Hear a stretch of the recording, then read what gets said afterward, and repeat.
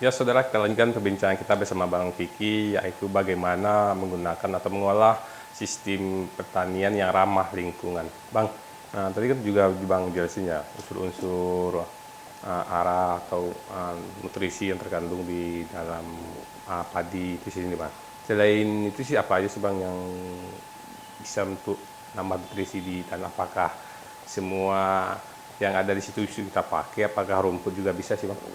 Sebenarnya semua bahan organik dapat kita pakai, Bang Ded, sebagai nutrisi bagi tanaman. Jadi kita tidak berharap bahwasanya kita harus mengambil jerami padi yang ada di lahan orang lain, kemudian mengangkut ke yang hortikultura, tidak.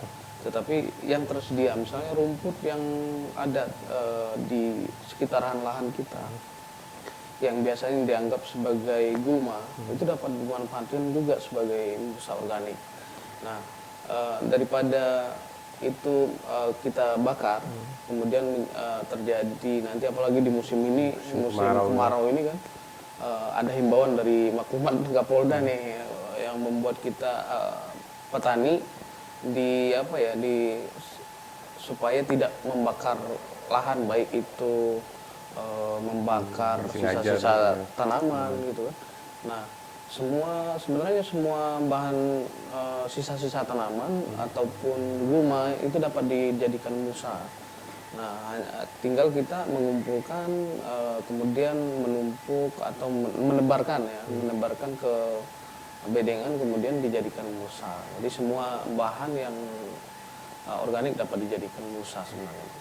Nah, mungkin untuk tani itu sendiri sih Bang, biar bisa dia mengetahui bagaimana sih tahap-tahap untuk melakukan sistem pertanian MTOT yang ramah lingkungan. Kan sebagian kan lebih banyak kayak konvensional ya Bang. Jadi dia menganggap, wah konvensional aja gampang nih, mudah nih, nggak ada repot, jadi pupuk, siram, pupuk, udah selesai katanya kapan. Mungkin boleh Bang jelasin juga sih Bang, untuk proses-proses MTOT itu mulai dari awal sampai terakhir itu.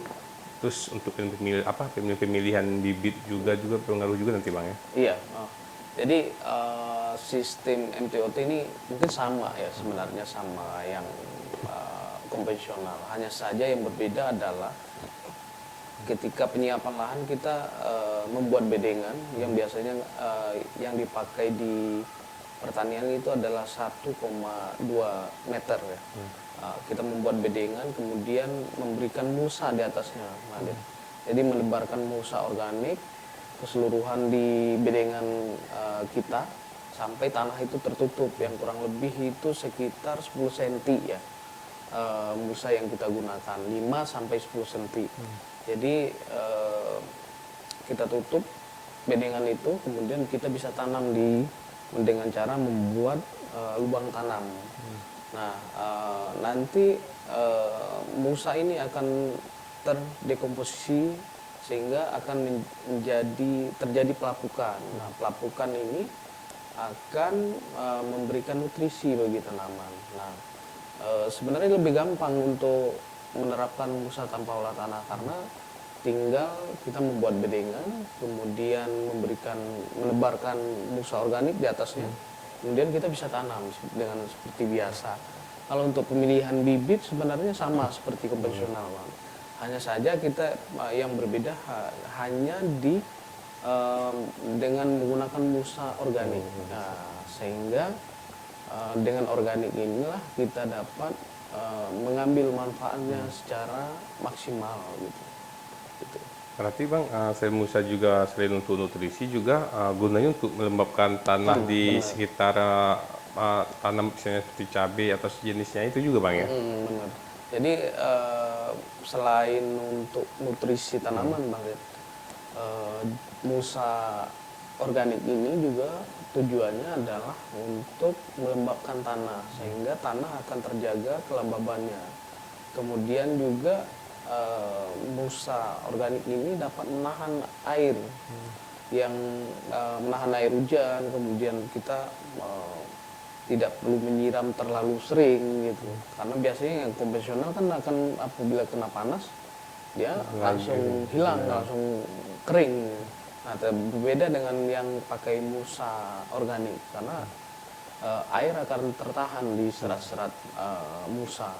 Dan ini akan memberikan sedikit lebih panjang masa penyiraman dibanding dengan yang konvensional. Itu manfaatnya.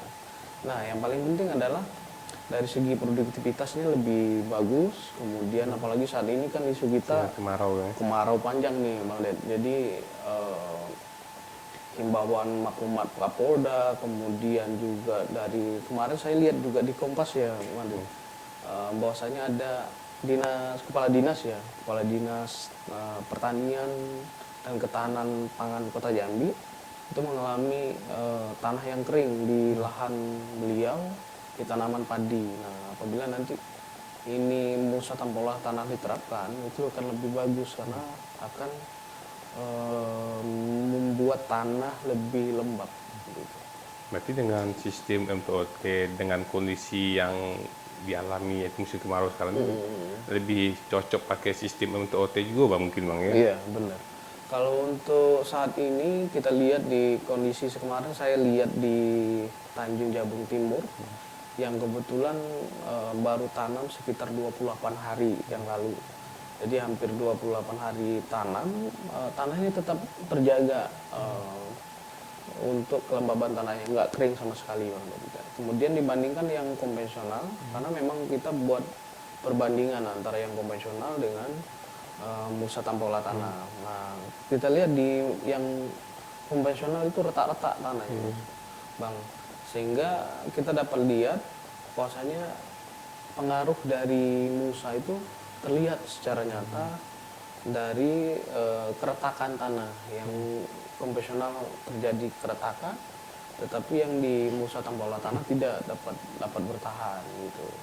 Karena dia menjaga kelembapan di tanah itu sendiri Bang ya. Betul.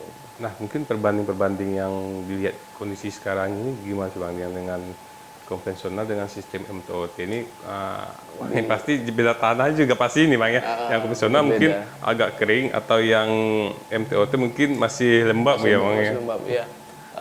Karena ada testimoni dari petani memberikan, kemarin saya terima kiriman WA dari petani, salah satu petani di Kasangkuda yang merupakan adaptor dari kita ke Udara Bersih Indonesia, dari program Udara Bersih Indonesia. Beliau membandingkan antara yang pakai musa tanpa olah tanah dengan yang konvensional. Beliau membuat video keretakan tanah yang terjadi di konvensional dibandingkan dengan yang di musa tanpa olah tanah. Itu tidak terjadi keretakan sama sekali karena memang ada musa yang sudah menutup tanah, musa organik ya, sehingga tidak terjadi keretakan tanah. Artinya matahari tidak secara langsung mengenai tanah sehingga tidak terjadi keretakan gitu. Karena dia tertutup sehingga tidak terjadi sampai pecah-pecah gitu tanahnya.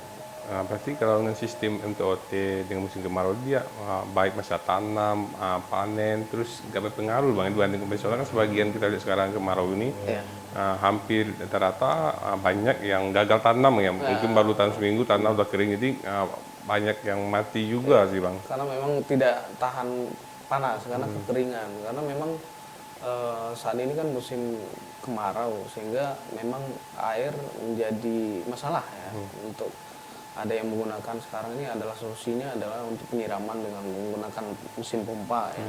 Kemudian kita menyiram tanaman. Nah, ini juga tidak bertahan kita bisa saja memompa tanaman, tetapi kan tanah akibat kekeringan ini juga tanah juga menjadi retak. Nah, artinya ini menjadi salah satu alternatif dari Yayasan Field Indonesia untuk mencegah terjadinya, pertama adalah untuk mencegah kebakaran lahan, kemudian untuk kekeringan ini, musim kemarau ini kan panjang nih.